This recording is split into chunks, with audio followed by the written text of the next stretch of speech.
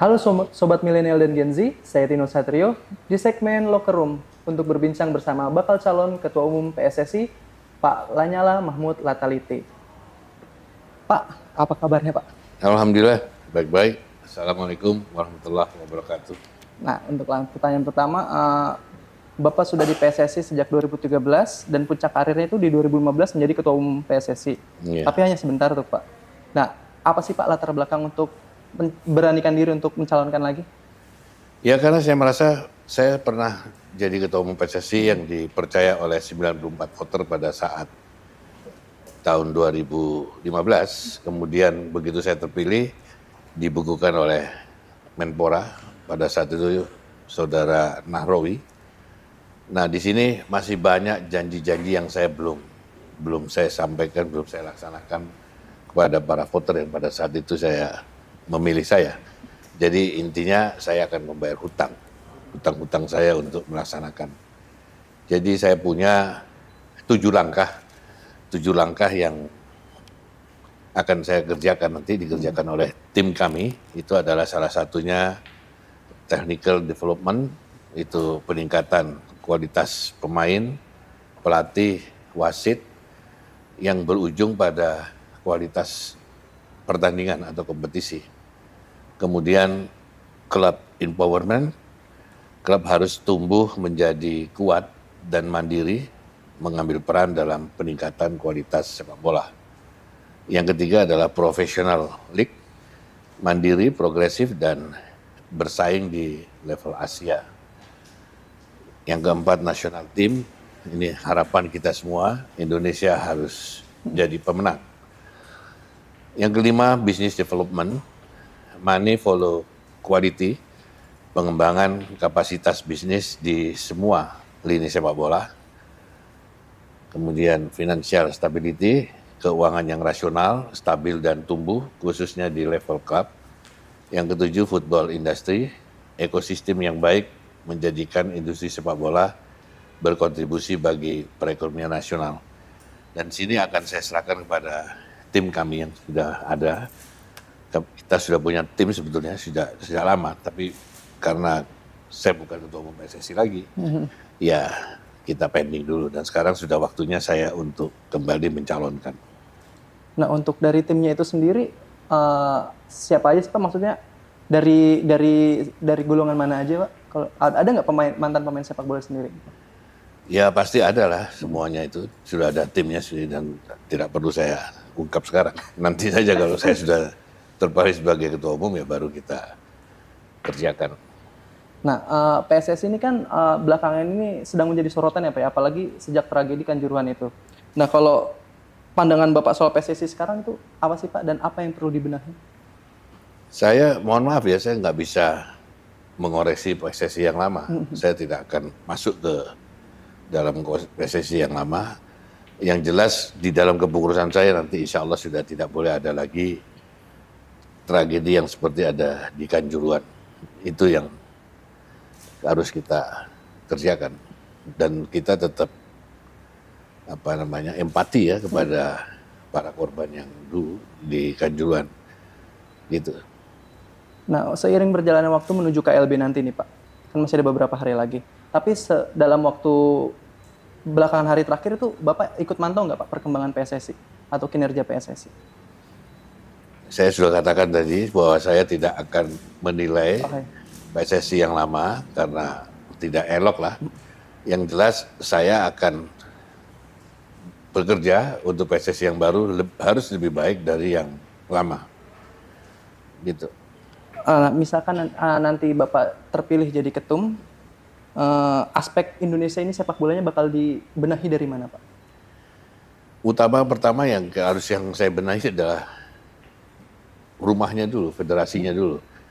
Baik itu pengurusnya, baik itu yang tenaga kerjanya, semuanya akan kita perbaiki total. Seperti pada saat di tahun 2013, setiap pekerja-pekerja yang di dalam PSSI semuanya harus lolos di dalam, kita pakai pakai psikotes ya, psikotes yang sudah kita tunjuk nanti. Yang lolos ya kita akomodir. Jadi harus memang betul-betul orang yang bekerja untuk sepak bola Indonesia. Kemudian kita juga akan memperbaiki masalah usia dini dan yang harus kita serahkan usia dini itu kepada klub-klub yang terutama di Liga 1 itu harus punya itu usia dini dan itu harus dijalankan. Dan kita juga akan membuat operator sendiri ya untuk Liga 2 yang kemarin bersatu ya sekarang akan kita jalankan sendiri terpisah Liga 2 sendiri operatornya, Liga 1 sendiri. Dan yang terakhir Asprof semua Asprof seluruh Indonesia harus berperan di dalam membina sepak bola usia dini amatir ya. Ini harus kita laksanakan dan sini kalau dulu di usia dini itu kan menggunakan banyak swasta ya. Kalau nanti ini sudah tidak boleh swasta bergerak sendiri. Jadi kita mengharuskan Asprof itu harus digandeng oleh tenaga-tenaga profesional yang untuk membina sepak bola usia dini. Jadi Asprof jangan ditinggal, harus dilibatkan. Dan kami juga akan, Pak Presiden itu sudah pernah mengeluarkan Inpres nomor 3 tahun 2019. Dan ini harus jalan. Dan kita harus bisa membangun percepatan sepak bola di Indonesia, utamanya di dalam stadion-stadion olahraga. Tiap Asprof itu harus punya satu dan kita akan meminta kepada 12 menteri yang terdaftar di dalam Inpres Presiden itu bersama gubernur untuk mempercepat adanya lapangan olahraga lapangan sepak bola di setiap provinsi. Nah, kalau menurut Bapak sendiri aspek terpenting dalam PSSI itu untuk memajukan sepak bola Indonesia ada di mananya, Pak? Ya, yang pasti itu kita harus membina, terutama dari pelatih, selain pemain ya, pelatih, kemudian wasit.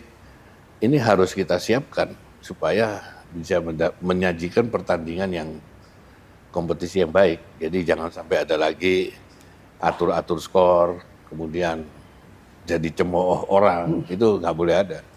Dan alhamdulillah pada zaman saya nggak ada itu. Dan sekarang banyak yang sambat ya, saya nggak mau lihat yang dulu, tapi saya akan bekerja untuk yang baru, bahwa itu tidak boleh ada. Supporter sepak bola Indonesia ini udah haus sekali nih Pak, lihat timnas kita yang terutama di level senior mengangkat trofi Pak. Dari tahun ke tahun setiap ganti ketua umum PSSI, ganti pelatih, tapi belum menghasilkan apapun di level senior. Bisa nggak Bapak berjanji untuk bisa memberikan trofi itu Pak?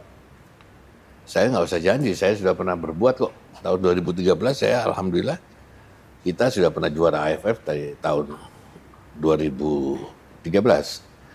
Dan saya terus terang, PSSI dulu tidak boleh ikut campur urusan timnas. Dia hanya melihat, kemudian mengontrol, dan tidak boleh ikut campur urusannya pelatih. Kita harus sama-sama beri kebebasan kepada pelatih. Mencari pemain, kemudian melatih bagaimana, itu biar pelatih yang harus kita beri kepercayaan. Supaya tidak ada beban bagi pelatih, dia biar berimprovisasi bagaimana cara melatih yang baik. Dan harapan saya, timnas kita itu, ini insya Allah ya, di tahun 2024, di tahun 2025, itu kita sudah harus bisa jadi juara Piala AFF, kemudian medali emas di tahun 2023 itu harus pada saat SEA Games kita harus bisa dapatkan medali emas. Kemudian kita lolos di babak kedua kualifikasi Piala Dunia di tahun 2026. Itu harapan saya. Jadi kita harus punya ukuran seperti itu. Tapi untuk berbicara itu target panjang dan target pendeknya ya Pak. Yeah. Tapi sebelum itu kan dari pihak federasi harus menyiapkan dan mematangkan indikator penting dalam memajukan sepak bola seperti pembinaan usia dini dan kualitas liga kompetisi saat ini Pak. Dan saat ini aja Liga 2 belum berjalan. Ya itu hasil keputusan ESCO ya. Kita juga harus hargai hasil keputusan ESCO ya karena mungkin ada banyak pertimbangan-pertimbangan. Ya memang ada yang merasa dirugikan dan ada yang juga banyak yang menginginkan ya, tapi bagaimana lagi? Ini sudah berjalan dan sudah diputuskan oleh Esko, dan saya pun juga nggak boleh ikut campur di situ ya. Saya juga nggak mau menilai, biar masyarakat saja yang menilai, biar para klub-klub yang menilai. Tapi yang jelas, insya Allah kalau saya jadi ketua umum tidak ada lagi yang penghentian seperti sekarang. Kalau tidak dalam keadaan darurat, itu. Nah, bentar lagi kan Indonesia menjadi tuan rumah Piala Dunia U20 ya Pak ya, sebentar lagi. Nah, tapi ketika nanti misalkan Bapak maju jadi ketum PSSI, ada sedikit tugas berat nih Pak. Karena Indonesia sedikit tercoreng namanya sejak tragedi Kanjuruhan. Nah, bagaimana Bapak membuat Indonesia menjadi tuan rumah yang bagus nanti Pak? Ya tetap kami dari pengurus baru ini tetap akan membantu ya. Yang pasti saya tidak akan ikut cawe-cawe perjalanan Piala Dunia yang sudah dilaksanakan oleh Menpora bersama pengurus lama.